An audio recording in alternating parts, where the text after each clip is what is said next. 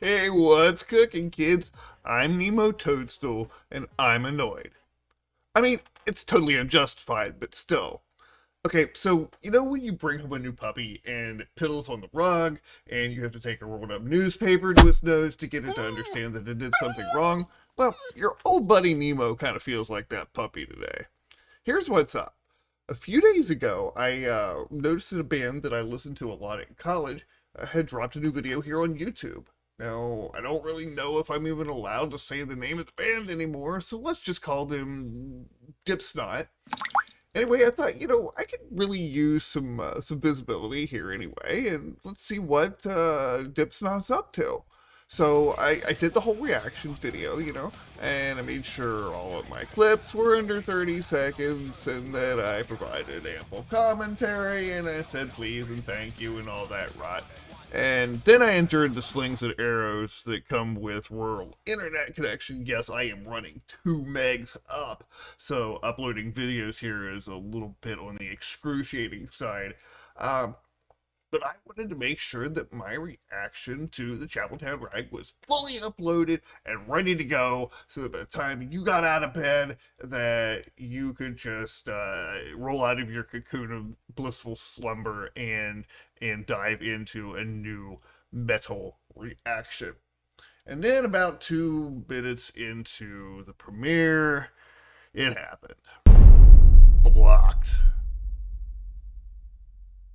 Shut down. 86th. Kiboshed. Vanished like lace panties on prom night. Now, I know that's not Dipsnot's fault. I mean, I knew that was going to kind of happen sooner or later. Might as well make it sooner and get it over with, right? I mean, it's their material. They can do what they want with it. The people that can own it have the right to say, no, you can't use it, and block my video and keep anybody from ever seeing it. Fine.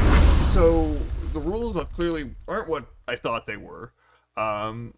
So I figured that the best thing to do with this, rather than just whine and cry and kick the cat and all that stuff about it, would be to dissect what I did wrong and see if we can make an even better version of Nemo Toadstool Reacts to Stuff out of the ashes of all that nonsense.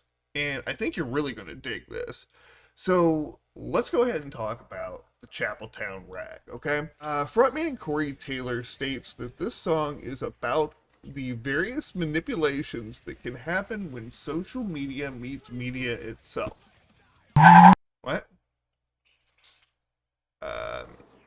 Alright, well, digging a little deeper, I found out that the title of the song refers to the crimes of Peter Sutcliffe, also known as the Yorkshire Ripper, who operated near Chapeltown, England. Apparently, this bloke killed 13 women in the 1970s, and it took several years for the police to apprehend him because they mistakenly assumed an incorrect motive, or something like that.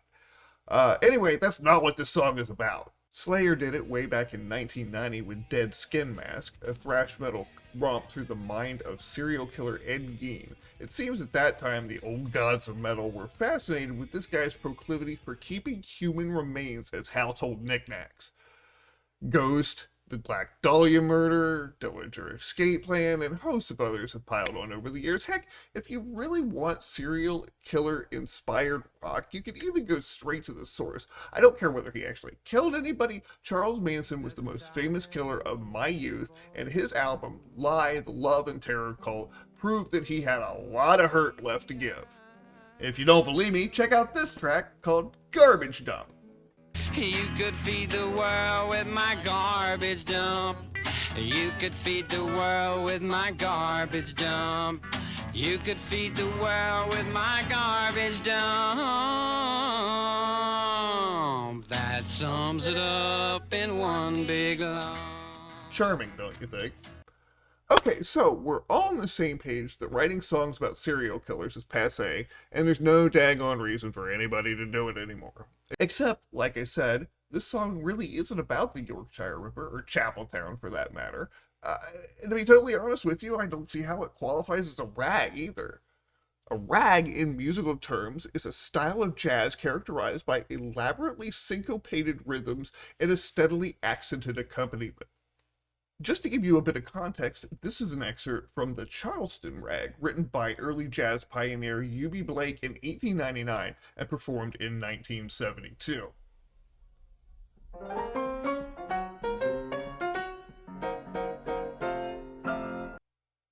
And let's compare that to the Chapeltown Rag.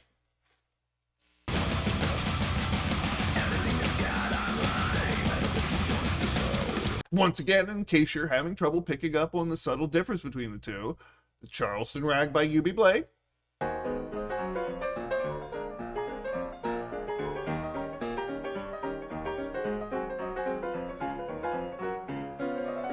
and the Chapeltown Rag by Slip, Dip, whatever you want to call it, the Mushroom Head clones. Yeah. God, Joplin would be rolling over in his grave, I swear. Okay, so it's titled based on the Chapeltown murders, but it's not about the murders. It's called Rag, when it's pretty much just a rank and file Slipknot song. So what the heck am I even getting worked up about anyway? I mean, I had a heck of a lot more fun reacting to Wallflower by Jinjer last week, and you guys seemed really into it too. So what do I care if the powers that be over at Mass Metal Inc. don't want me talking about their band song? Like my piddly little channel is going to pose a threat to their corporate music machine. Next thing you know, I'll be getting a cease and desist order from Nickelback, and I'd take a swift kick in the jimmies before I'd review any of their stuff. Anyway, here's my overall thoughts on this track. Lyrically, it borrows the Chapeltown murders as shock value while exploring Corey Taylor's epiphany that by watching Netflix documentaries about serial killers, he was letting Netflix know to serve him up more shows about serial killers. And somehow that got him thinking about how we're all becoming addicts to social media. And then that inspired him to write a song. Look, I'm totally okay if you want to use your music as a socio-political mouthpiece. I really don't know what makes musicians any more qualified than the rest of us to influence socio-political change, but then again, we've had retired wrestlers as government and a B-list celebrity as a president, so I just don't know what's going on anymore. Anyway, if you're going to write a song about a serial killer and then not make any of the lyrics about the serial killer, could you at least make it about something that we haven't all heard a million times? I mean, here's just a few of the scintillating lyrics from the song.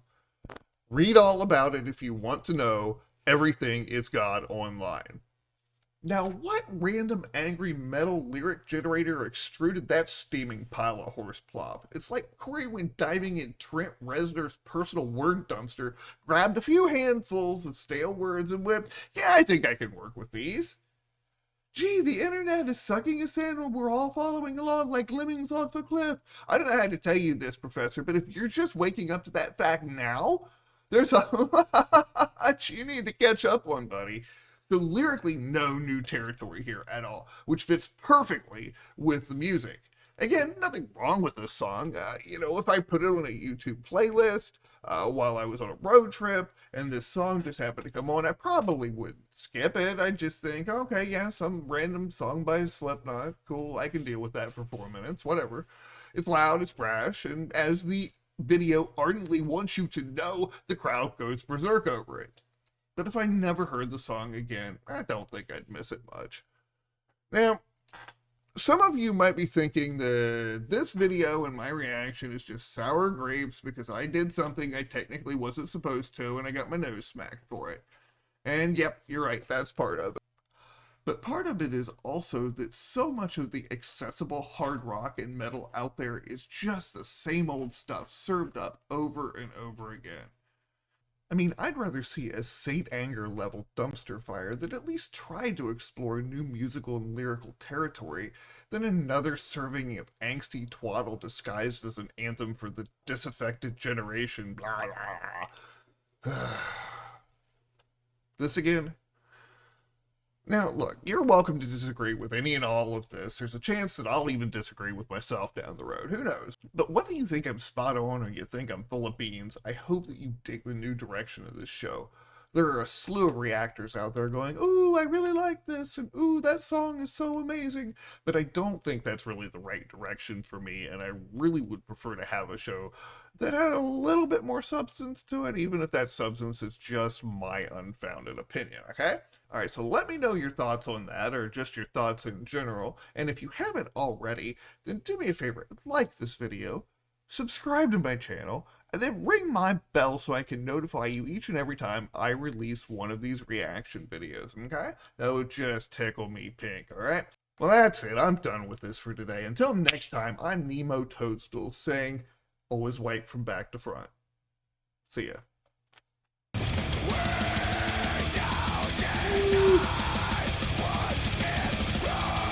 down,